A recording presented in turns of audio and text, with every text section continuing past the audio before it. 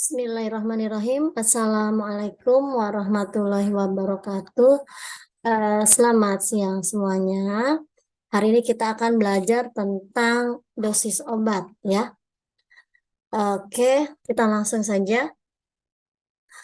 Dosis obat adalah sejumlah takaran obat yang diberikan kepada manusia atau hewan yang dapat memberikan efek fisiologis, di mana dosis obat itu memiliki rentangan jumlah obat yang diberikan kepada penderita dewasa untuk satu kali pemberian dalam jangka waktu tertentu untuk mendapatkan efek terapeutik yang diinginkan dalam satuan berat. Untuk berat itu gram, miligram, mikrogram, dan kalau untuk satuan isi itu adalah seperti volume gitu ya, mililiter dan liter. Dan ada satuan lainnya itu yang namanya IU. Untuk satuan IU itu biasanya digunakan untuk yang memiliki efek biologis, begitu. Selanjutnya di sini sudah dibahas tadi ya, untuk satuan, untuk dosis gitu ada mikrogram, miligram, atau gram, sedangkan isi ada mililiter, ada atau cc begitu, ada liter dan ada UI. Kenapa sih harus ada perhitungan dosis gitu ya?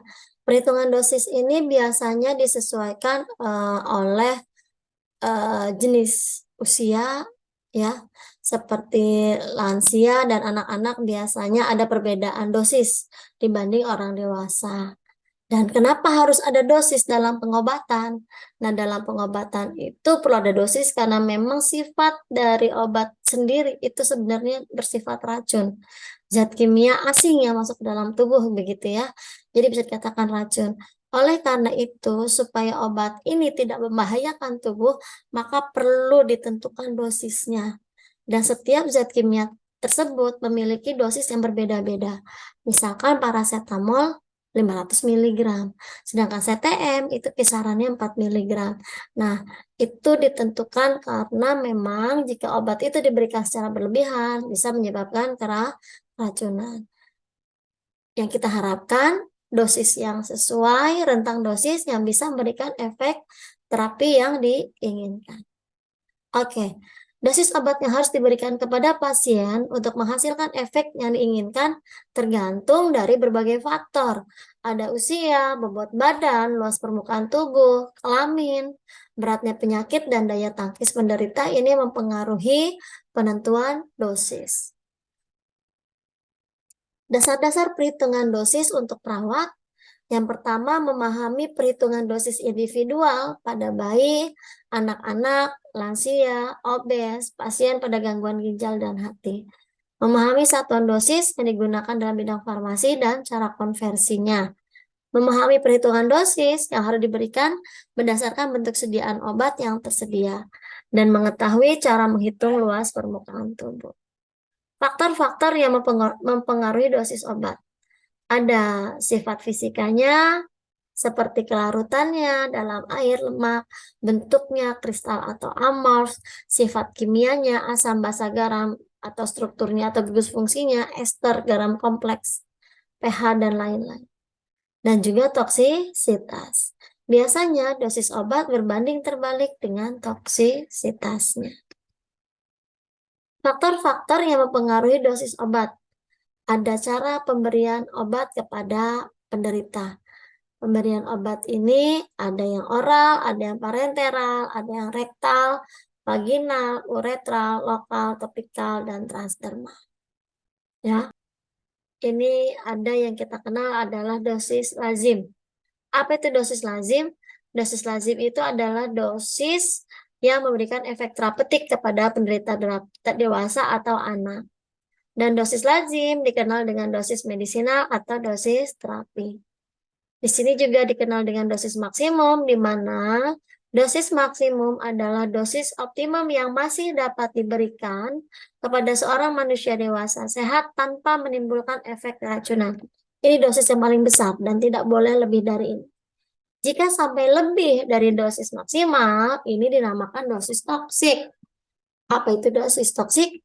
Dosis toksik itu adalah dosis yang memiliki efek racun. Jadi dia ketika diberikan dalam tubuh sudah memiliki efek racun. Kalau sudah bersifat racun, dapat merusak sel-sel di dalam tubuh dan menjadi membuat gangguan-gangguan metabolisme atau hal yang lain yang tidak diinginkan oleh tubuh.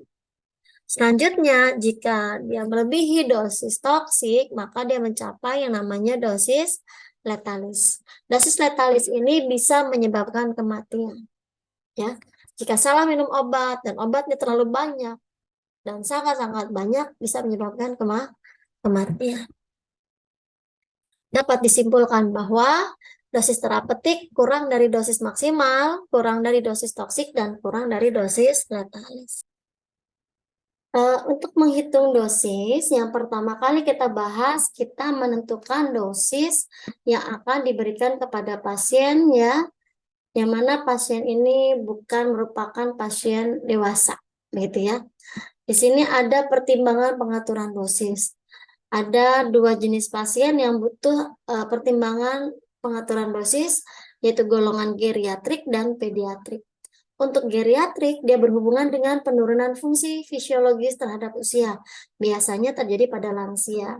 Yang kedua, ini adalah golongan pediatrik atau memiliki bobot lebih kecil dari pasien dewasa dan sistem tubuh tertentu belum berkembang sepenuhnya. Biasanya buat anak balita atau anak bayi gitu ya, atau anak-anak. Nah, biasanya untuk pediatrik itu dihitung rumusnya atau pengaturannya itu disesuaikan oleh usianya, bobot, atau luas permukaan tubuh. Perhitungan pertama adalah berdasarkan usia. Perhitungan ini sebenarnya kurang akurat dibanding perhitungan lainnya, seperti bobot atau luas permukaan tubuh. Tapi kadang-kadang masih dapat digunakan begitu ya untuk obat-obatan yang memang memiliki toksisitas yang rendah atau dosis lazim yang lebar atau rentang yang lebar atau luas gitu ya. Nah, di sini contoh obat bebas untuk pediatrik itu bisa dikelompokkan usia 2-6 tahun, 6 sampai 12 tahun atau di atas 12 tahun. Atau kalau dalam bentuk peracikan obat bisa dihitung atau bisa berdasarkan usia, berat badan, dan luas permukaan tubuh sesuai dengan rumus yang berlaku. Nah, untuk usia ini ada 4 rumus yang bisa kita gunakan. Yang pertama adalah rumus Young, yang kedua adalah rumus Dilling, yang ketiga adalah rumus Pauling, yang keempat adalah rumus Fred. Untuk rumus Young ini adalah usia dibagi usia tambah 12. Contohnya begini. Dosis lazim paracetamol untuk dewasa adalah 500 mg untuk 1 kali pakai. Pertanyaannya, berapa dosis obat yang bisa diberikan kepada anak usia 7 tahun? Kalau kita menggunakan rumus Young, yang mana rumus Young ini bisa ada syaratnya yaitu khusus untuk anak di bawah 8 tahun. Berarti kita bisa menggunakan rumus Young. Langsung saja kita masukkan.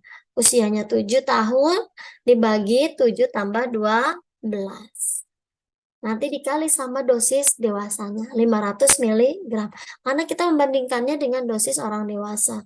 Dosis lazimnya ya. Berarti di sini dosis lazim anak tersebut adalah 184 mg. Berarti sekitar kalau setengah itu kan 250. Kalau seperempat 125.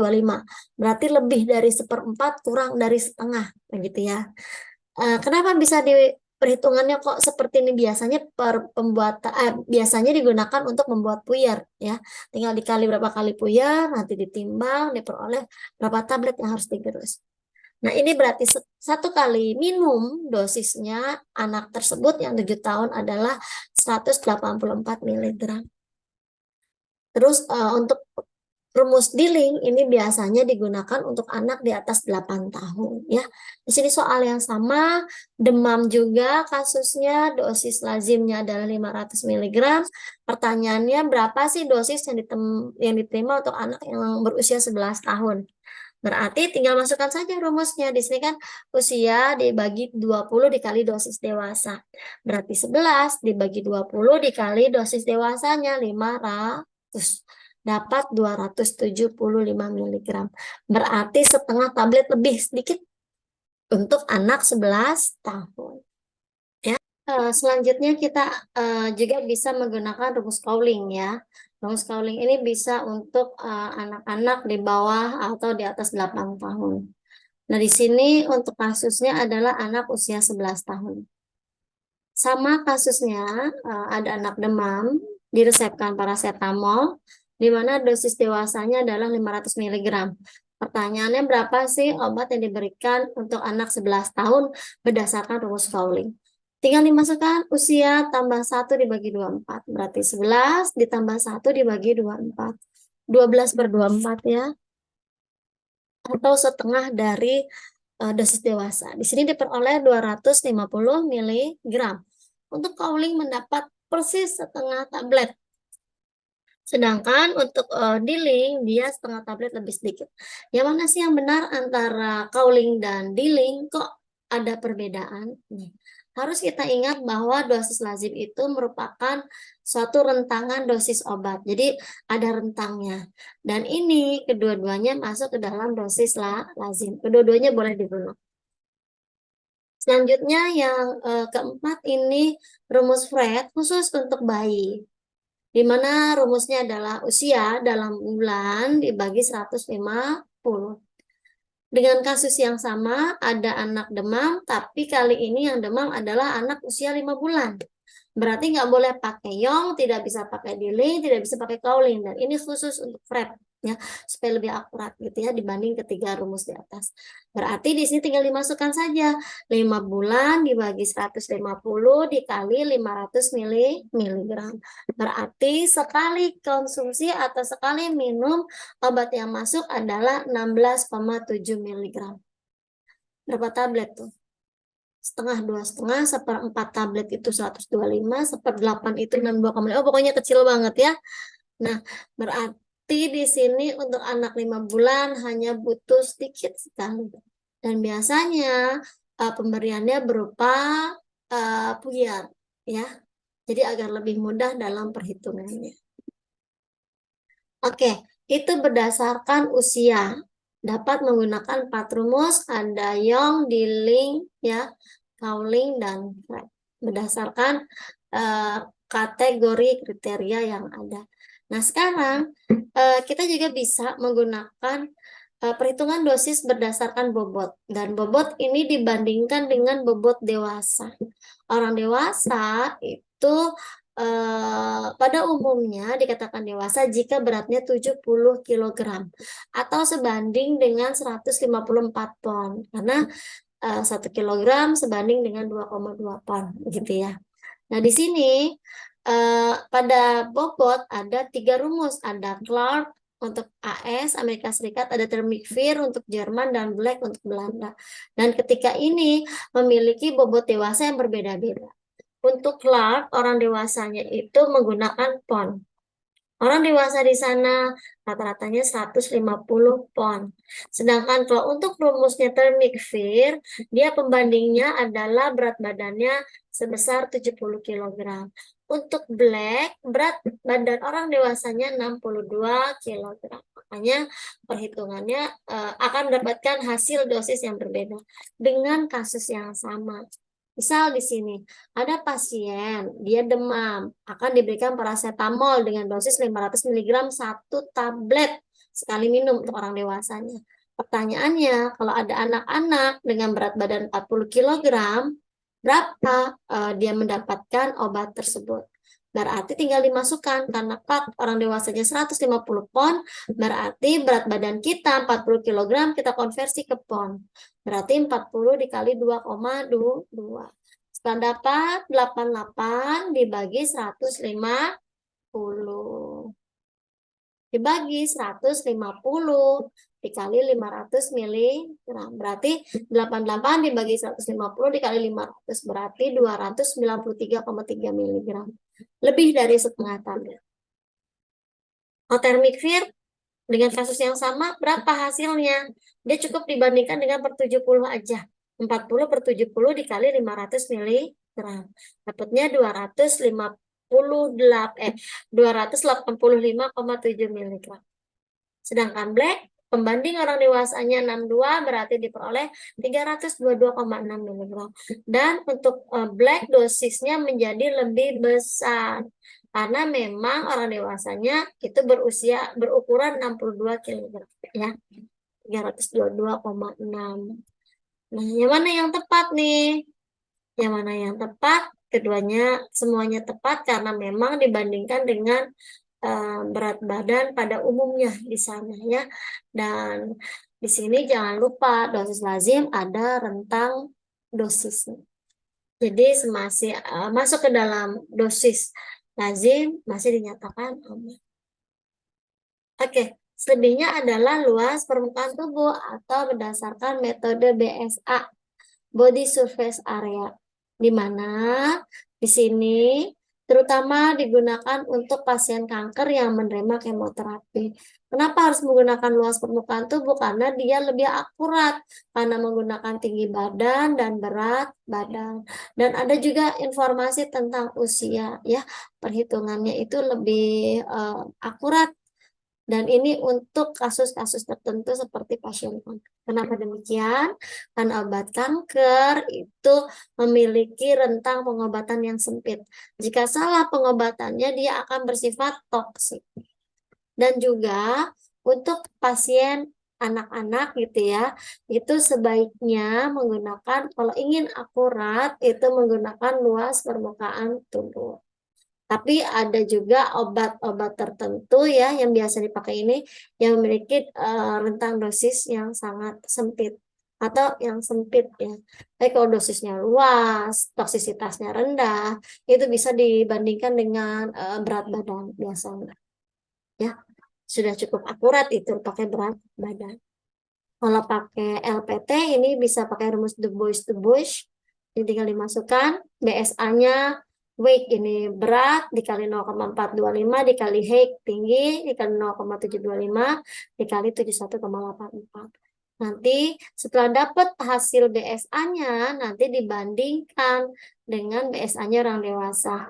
Kebetulan BSA-nya orang dewasa ini bentuknya meter persegi ya, sekitar 1,73 atau 1,75. Sedangkan ini BSA untuk sentimeter persegi. Nah, ada rumusnya langsung ke meter persegi, yaitu dosisnya seperti ini. LPT sama dengan 0,09 dikali W berat dikali 0,73. Atau bisa juga pakai rumus gini, LPT akar dari tinggi badan dalam ukuran cm, berat badan dalam ukuran kilogram dibagi 3.600. Nanti hasilnya dibandingkan sama orang dewasa 1,73 atau 1,75 meter persegi. Nah, kalau yang satu ini dia LPT juga bisa menggunakan nomogram West. Kita bisa melihat dari nomogram tersebut. Ya, bisa kita lihat seperti ini. Atau juga bisa kita memperkirakan berdasarkan drag fact and compression 207 ini ya. Dia bisa menentukan LPT hanya dengan berat badannya saja. Ini berat badannya berapa, begitu ya. Nanti kita bisa perkirakan berapa LPT-nya. Oke.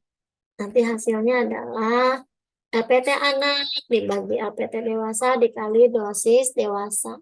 Di mana LPT-nya orang dewasa sekitar 1,73 meter. Oke.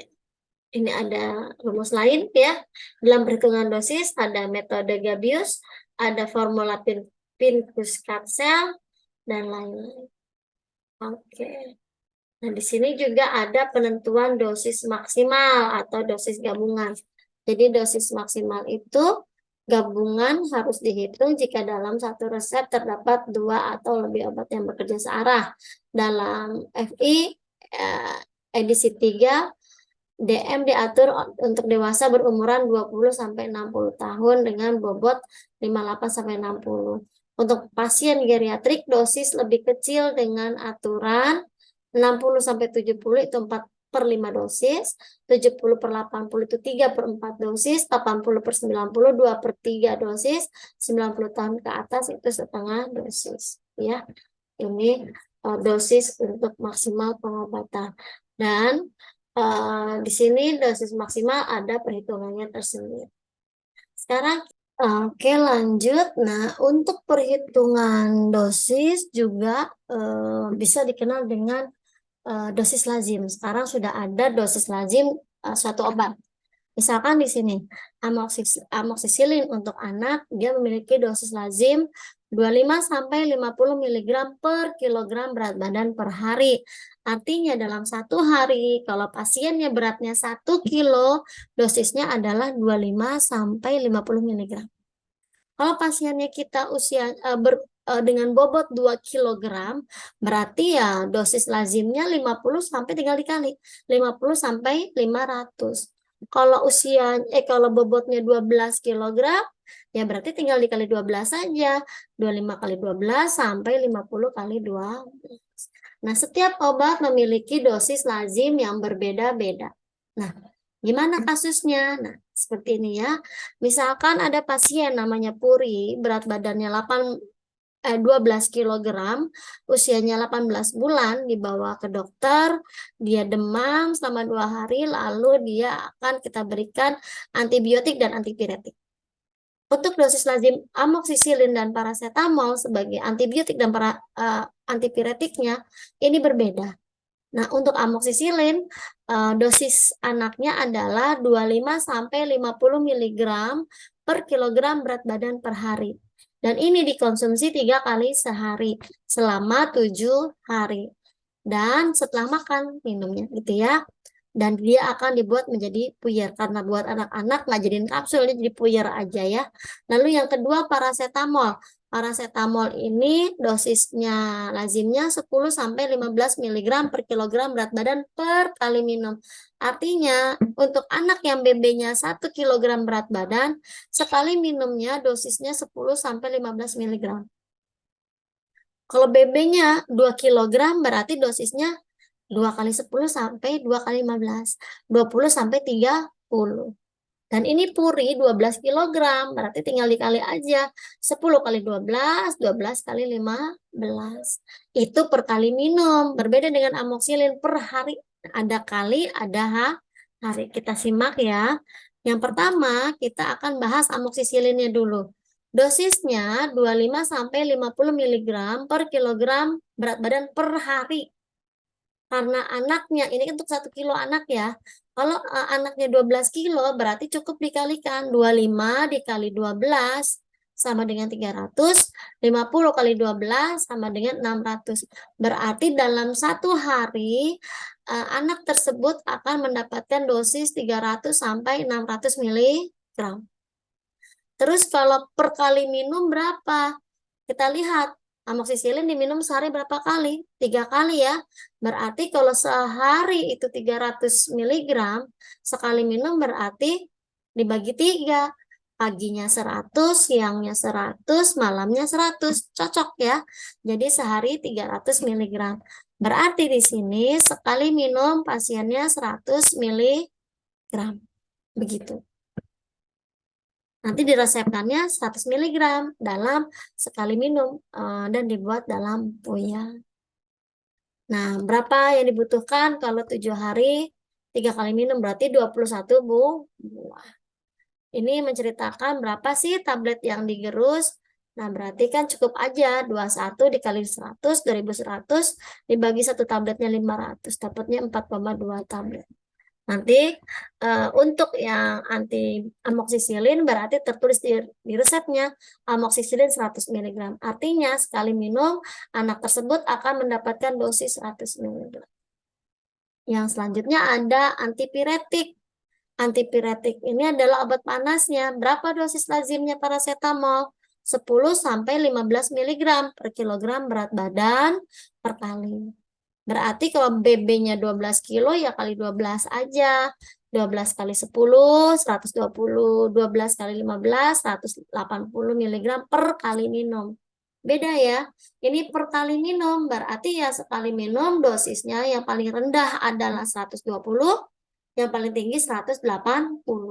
Boleh nggak dikasih 150? Ya boleh. Ini kan rentang. Berarti di antara 120 sampai 180. Kalau minumnya sehari 3 kali selama 3 hari ya dibuat aja 9 buah. tinggal berapa tablet yang digerus. Itu perhitungannya. Ini resepnya nanti untuk amoksisilin 1 puyernya mengandung 100 mg, untuk paracetamol 120 mg. Kedua-duanya dibuat menjadi puyer yang berbeda. Karena amoksisilin ini harus habis, sedangkan paracetamol ini dia ketika panas saja. Kalau sudah selesai, tak dihentikan. Penggunaan yang berbeda membuat mereka diresepkan dengan bentuk yang berbeda. Selanjutnya kita akan bahas cara menghitung dosis ini bukan diberikan kepada pasien anak-anak atau lansia, tidak. Kalau untuk lansia dan anak-anak tadi sudah dijelaskan ya, untuk anak-anak ada berat badan, ada usia, ada luas permukaan tubuh, dan yang terakhir ada dosis lazim. Nah sekarang cara menghitung dosis, dia menyesuaikan antara bentuk sediaan yang diterima dari farmasi dengan jumlah obat yang diberikan kepada pasien. Kadang-kadang begini, bentuk sediaan obat yang datang itu dosisnya misalkan 500 mg, sedangkan yang diresepkan adalah 250 mg. Berarti ada perbedaan nih dosis antara bentuk sediaan dengan resep yang diberikan dokter. Maka harus kita konversikan. Berapa jumlah yang harus diberikan pasien? Apakah 1 tablet begitu ya? Apakah 2 atau setengah? Karena ada perbedaan informasi dari resep dan bentuk sediaan yang terima dari farmasi.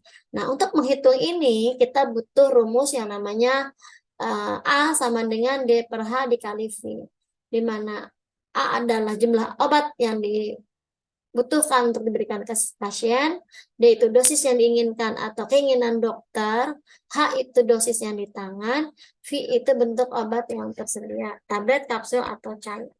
Nah, untuk lebih mudah lagi, kita cukup mengetahui dosis dari bentuk sediaannya seperti yang kita pelajari di lab begitu ya. Kalau untuk padat itu gram, untuk cair sirup pada umumnya adalah miligram per 5 mili karena sekali minumnya 5 mili ya 1 sendoknya. Sedangkan untuk injeksi itu atau mungkin oral drop atau yang lain itu biasanya satuannya kalau padat dalam cair miligram per mililiter. Nah, tinggal dimasukkan sebagai nilai T-nya. Di sini X sama dengan D per T. Biar lebih mudah, D itu adalah dokter. Dosis yang diberikan dokter. Per T, T itu sediaan yang ada atau yang dari farmasi yang kita pegang nih obatnya. Atau kita sebut tangan ya. Dokter per tangan. Begitu. Cukup hanya mengetahui dosis bentuk sediaan sama dosis yang dibutuhkan oleh dari dokter. Oke, baiklah. Oke, baiklah. Sekarang kita bahas selanjutnya ya. Di sini ada dosis amoksisilin untuk pasien A adalah 1000 mg. Sediaan yang ada kapsul amoksisilin 500 mg. Berapa banyak sediaan kapsul amoksisilin yang harus diberikan? Berarti kita tentukan dulu dokter yang mana nih. Berarti kalau dokter itu adalah yang 1000 mg dari resep ya. Lalu yang tersedia, yang ada itu 500 mg per tabletnya.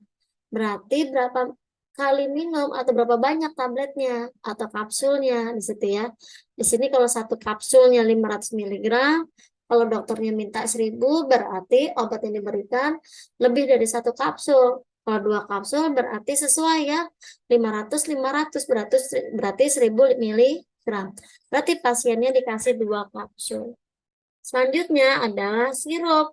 Sirup di sini biasanya satuannya adalah miligram per 5 mili. Kenapa? Karena sekali minum biasanya dia menggunakan sendok bawaan atau original. Satu sendoknya volumenya adalah 5 mili. Ya, jadi dosisnya itu di sini misalkan sirup Forte 240 mg tiap 5 mili. Berarti dosisnya adalah 240 mg per 5 mili karena menggunakan sendok. Dokter membuat resep Sanmol, ya, tolong berikan 120 mg PRN jika perlu obat panas ya. Sekali minum, pasiennya harus mendapatkan 120 mg. Tetapi obat yang tersedia dari farmasi itu adalah 240 mg tiap 5 mili. tiap 1 sendok mengandung 240 mg. Artinya kalau kita kasih 1 sendok kebanyakan. Berarti berapa banyak ini yang diberikan? Ayo kita hitung. D-nya itu adalah 120 mg. T-nya adalah dosisnya. Berarti rumusnya A sama dengan D per T. 120 dibagi 240 per 5. 5-nya naik ke atas. Jadinya 2,5 mili atau sebanding dengan setengah sendok. Kalau setengah sendok berarti 1 sendoknya 240, kalau setengah sendok 120. Setengah dari ini pas. Berarti memang obat yang diberikan hanya setengah sendok saja. Selanjutnya bentuk sediaan lain ya, sirup juga.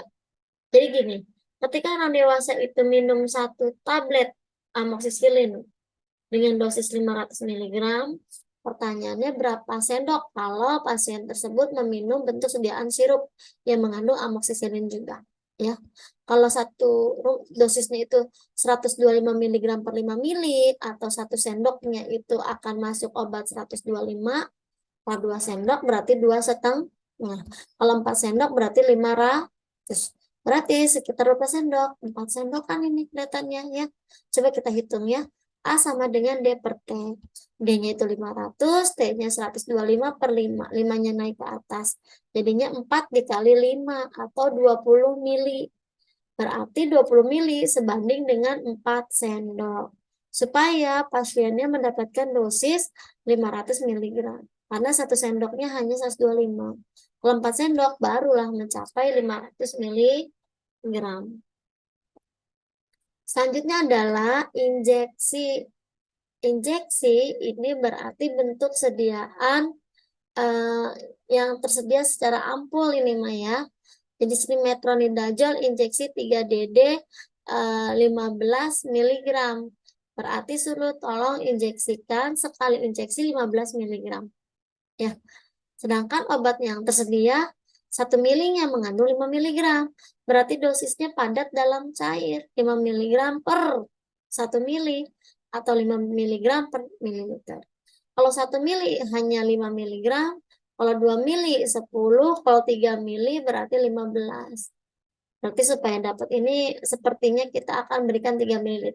Supaya dosisnya sesuai dengan permintaan dokter 15 mg. Coba dihitung.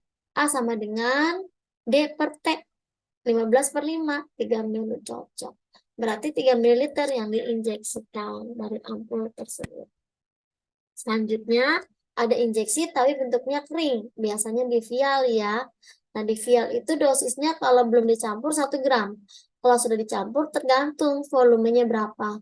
Kalau dilarutkan 4 ml airnya berarti 1 gram per 4 ml. Kalau dilarutkan 10 ml berarti 1 gram per 10 ml gitu ya. Kebetulan di sini kita larutkannya 10 ml. Berarti D-nya 330 dari resep.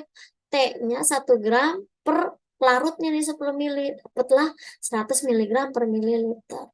Kalau 1 mili diinjeksikan, obat yang masuk 100 mg. Kalau 2 mili berarti 200 mg. Yang diminta 330.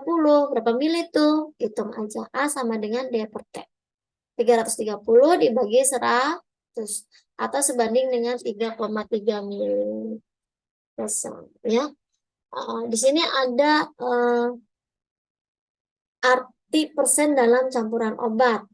Kalau persen itu bukan hanya gram per mililiter saja, tetapi ada gram per gram, berat per berat gitu ya, padatan sama padatan. Ada berat per volume, padat dalam cair, itu biasanya gram per mililiter. Kayak contohnya 1% morfin, artinya morfinnya 1 gram, pelarutnya 100 mili. Tapi kalau misalkan 10% borzal, berarti acidum boriciumnya 10 gram, zalfnya adalah 100 gram. Kalau alkohol itu 70% karena alkohol cair berarti 70 milinya itu alkoholnya, 30 milinya airnya. Totalnya kan 100 mili campuran. Kalau kandungan airnya lebih sedikit, contohnya kadar air dalam simplisia begitu ya, berarti volume per berat. Begitu persentasenya. Nah, di sini ada contoh untuk injeksi. Injeksi di sini yang kita gunakan adalah anestesi lokal, lidocaine. ya 2%. Jadi dosisnya itu 2%, bukan gram per mililiter tapi 2%. Terus yang diminta dokter tolong injeksikan 50 miligram. Pertanyaannya berapa mililiter? Nah, berarti persentasenya harus dikonversi dulu ke dalam miligram per mililiter. Tadi kalau lidocaine itu kan berat per volume atau gram per mililiter. Kita pecah dulu. 2% artinya 2/100. Duanya padat gram, volume cairnya 100 mililiter. Berarti sebanding dengan 2 gram itu 2000 miligram. 2000 per 100 atau 2% sebanding dengan 20 miligram per mililiter. Ini apa nih? Ini T nih di tangan kita. Dokter minta berapa? 50. 50 per 20 artinya 2,5 mililiter yang akan diinjeksikan dari lidocaine 2% untuk mendapatkan dosis 50 miligram. Ini untuk obat tetes ya. Obat tetes ini bentuknya begini. Misalkan ada seekor anjing dengan berat 10 kg diberikan tetes mata dengan dosis 10 mg per kilogram berat badan per hari. Kalau ini seharinya, kalau anjingnya 1 kilo, dosisnya 10 mg. Kalau anjingnya 10 kilo, berarti dosisnya dikali 10. Jadi dosisnya si anjing ini 100 mg per hari. Sehari berapa kali pakai? Sehari itu dia pakainya berapa banyak begitu ya, berapa tetes begitu ya. Nah, di sini artinya kalau misalkan berapa tetes yang harus diberikan per hari? Oh, enak. Seharinya dikasih berapa tetes nih? Tadi kan sehari dapatnya 100 miligram. Kita harus tahu setetes itu berapa mili. Katanya 1 mili itu 20 tetes. Berarti 1 tetes itu sebanding dengan 1/20. Ya, 1/20 itu berarti 0,05. Nah, di sini karena kita pengennya katanya yang digunakan mengandung bahan berkhasiat 250. Ini berarti dokternya nih. Dokternya kan tadi D-nya 100 mg hasil perhitungan kita. Dibagi dosis obatnya 2,5. Berarti orang tersebut akan mendapatkan 0,4 mili sehari. 0,4 mili itu sebanding dengan berapa tetes? Tinggal dibalik aja 0,4 mili dikali 20 tetes per 1 mili. Ya, mili sama mili bercoret. Berarti dapat 8 tetes sehari. Oke, selebihnya silakan dibaca sendiri ya. Dan kalau ada pertanyaan silakan bertanya. Oke, ini untuk pengenceran ya. Kalau pengenceran itu rumusnya VM1 sama dengan VM2. Jadi kita tentukan dulu nih sekalian satu lagi ya. Contoh pengenceran. Untuk mengencerkan obat tidak dinyatakan maka digunakan dengan Aquades. Pengenceran tuh bayangannya gini deh, kayak orang bikin sirup. Ambil sirupnya sedikit, yang kental, terus lalu kita masukkan dalam gelas, kita kasih air. Kan konsentrasinya berbeda, dari yang pekat menjadi encer, makanya pengenceran. Rumus kimianya ini, VM1 sama dengan VM2. VM1 ini stok, VM2 itu adalah dosis yang akan kita gunakan, yang sudah diencerkan. Contoh begini, ada sediaan peroksida 25%, ya, volumenya 10 liter. Terus kita disuruh minta nih larutan 3%, kita pengen ngencerin. Tapi kita pakainya itu 5 mili. Berarti yang ditanya berapa nih? Dari stoknya kita ambil, kan nggak mungkin 10 liter. Kita ambil hanya sebagian. Berarti rumusnya apa? VM1 sama dengan VM2. Volume awalnya 25%, konsentrasi awalnya 5%, volumenya ditanya, karena nggak semuanya. 25% dikali V1 sama dengan 3% dikali 5. Dapatnya yang dibutuhkan adalah 0,6 liter ya, yang diambil dari sini. Untuk mendapatkan hidrogen peroksida 3% dengan volume 5 mili. Oke. Sekian penjelasannya. Terima kasih atas perhatiannya. Assalamualaikum warahmatullahi wabarakatuh.